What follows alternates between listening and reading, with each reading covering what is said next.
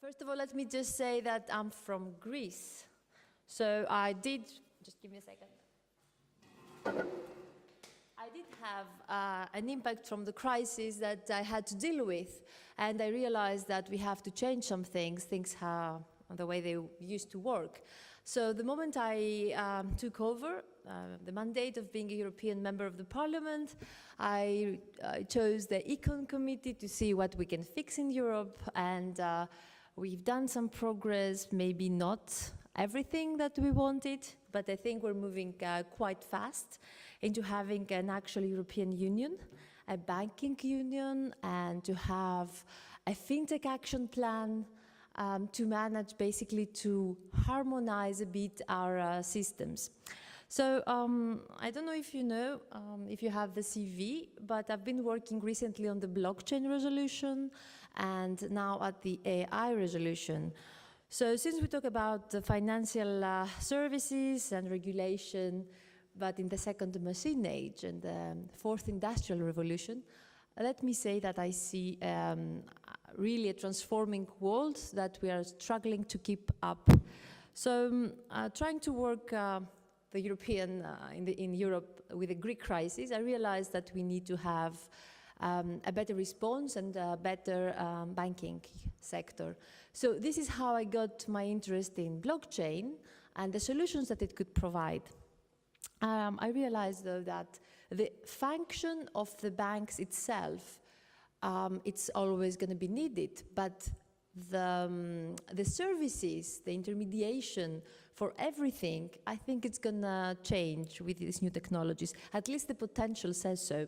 And the philosophy behind it says that we can have trust without intermediaries. We can have transactions that are faster and more cheap, more efficient, more safe, and basically giving control of the data back to the citizens, and many, many more things. I'll give you an example. I was trying to sell my house the last weeks, and I was traveling a lot, so for a month I wasn't back in Greece, and the people wanted actually to move in the house, so I had to make a payment. Suddenly they told me like 3,000 euros, and they say, okay, I can find somebody to bring it. Can I send the money to a bank, give me an account? And they said, no, it's going to take 3 days, and they're going to lose a deadline to get a visa, etc., etc. So basically, it was, I had to send the money faster. So I chose this amazing way by calling my mom, asking her to get the money, find a taxi, and send the money to the accountant, and the accountant to go to the lawyer to do this transaction. I could not use the banks. It would take 3 days. It's insane. 3 days plus the weekend, 5 days. So I think we understand we have to move a bit faster to change that. So with blockchain, this resolution finished about a month ago. It passed the European Parliament, the plenary. Now we're going to have 700 million to fund projects, to receive ideas of how this technology can change services. Of course, it's not just financial, it's energy, it's the healthcare, supply chains, education, copyrights, anything around data that we can control on our device. So the principles we're using, it's innovation principle, technology neutrality, business model neutrality. So different blockchains, we have to support them, and we have to be able to support innovation, so we cannot stop it. We cannot exclude it because it's a bit threatening to disrupt this sector. We have to see if it can improve things. I think it already does. It already did, because I saw some banks sending notes that they reduced the transaction fees, they tried to speed up. I don't know if internally they use it already, but actually, even under the expecting that the disruption will come, we have some improvements there. So if you know, do you have e-wallets? Has anybody using blockchain here? Anybody? No? Really? Just one? Okay, so maybe I have to explain. It's like when we were exchanging movies, not legally, but with torrents, so people had their files in their computers. They were exchanging movies like that without a central server.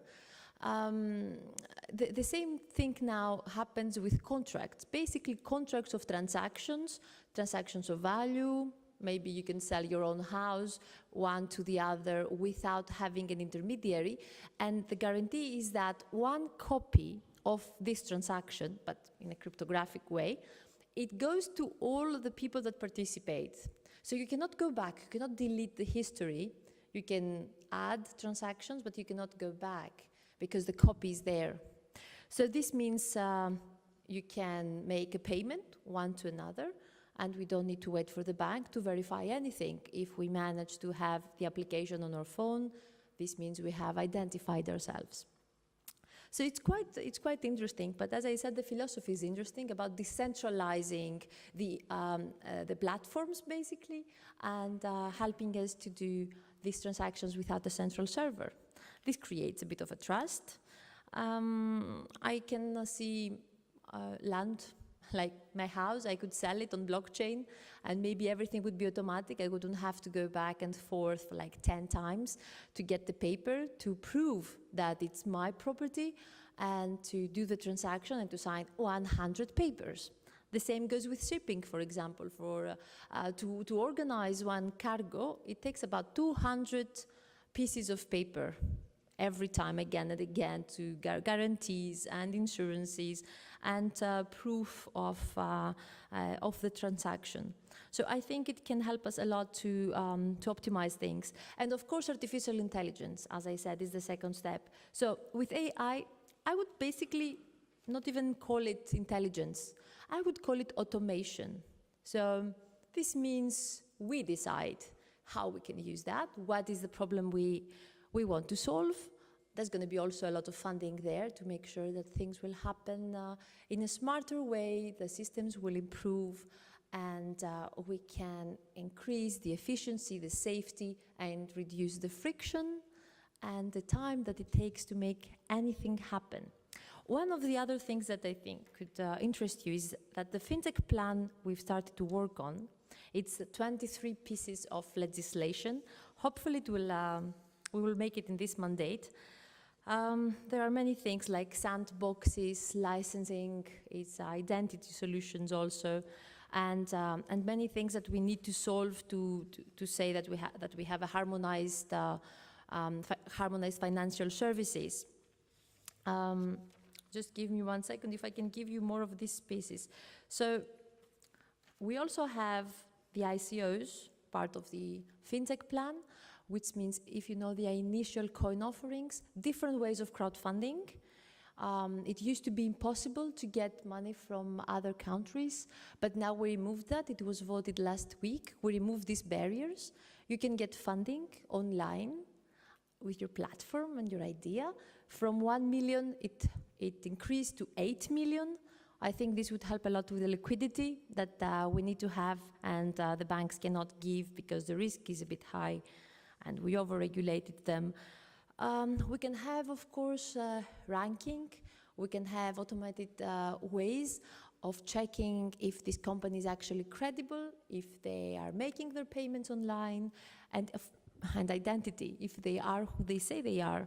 So these are problems that can be solved with new technologies. ICOs, for me, can also be a very interesting project to reward citizens for their data, because you can receive directly payments without intermediaries. And this is why you use tokens. Not everything is a hype. There are some tokens that they have value, and this value is access to services or rewards for your participation in this crowdfunding solution. So we do have, of course, our concerns because, we voted recently GDPR, and this means we have some principles that they have to be followed.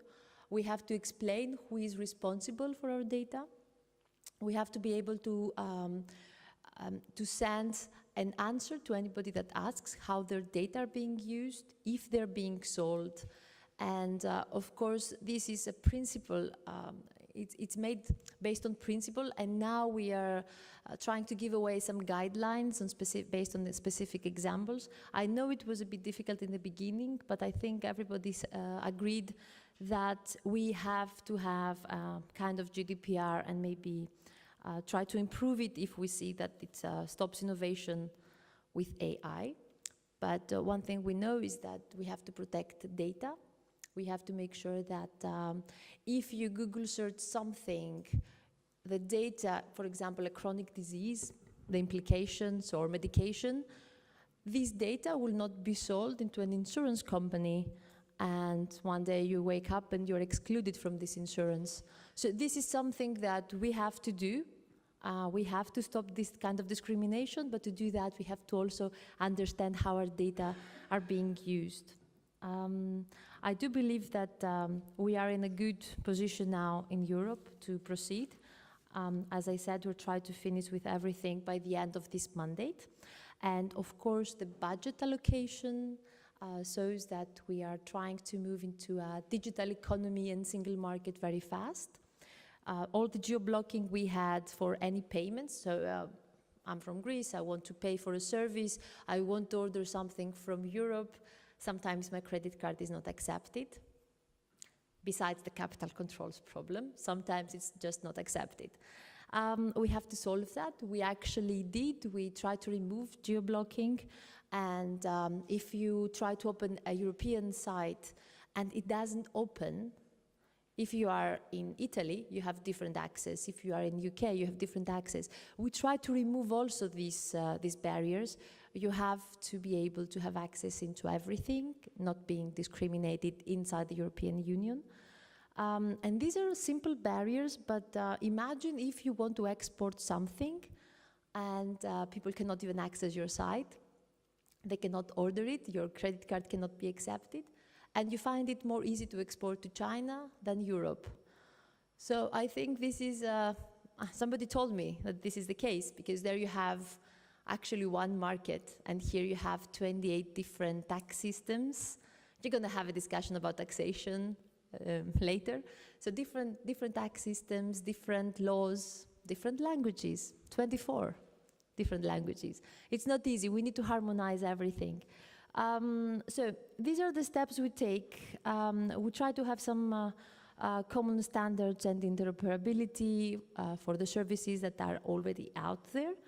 And we already have alliances based, I think, you must be participating in several alliances where we understand how the market and the industry and the services want us to move, and we try to optimize our legislation and all our responses. So we are highly motivated also to digitalize everything, because if you see AI, we are not competitive. If you see Europe, its member state of Europe alone, we're not competitive if you see the first 10 globally. No European countries there, not even Germany, they asked me that. But if we are all together, then we manage to be globally competitive.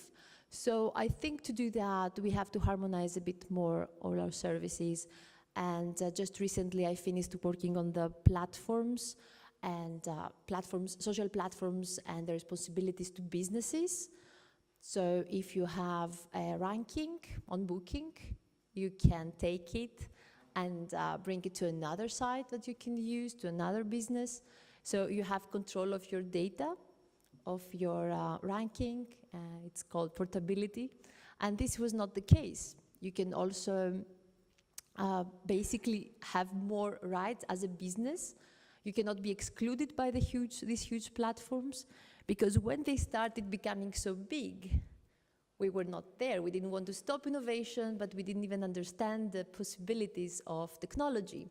So now that we do, we try to set up some rules and a framework for them, and also for the businesses, and of course for the citizens.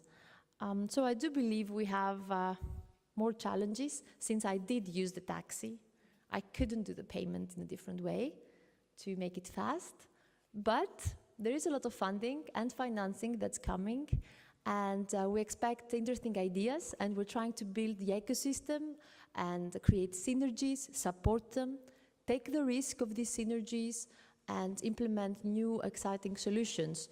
It's the Juncker Plan, it's InvestEU now, it's moving to InvestEU, which means it's going to be giving financing to projects that connect European countries and create infrastructures.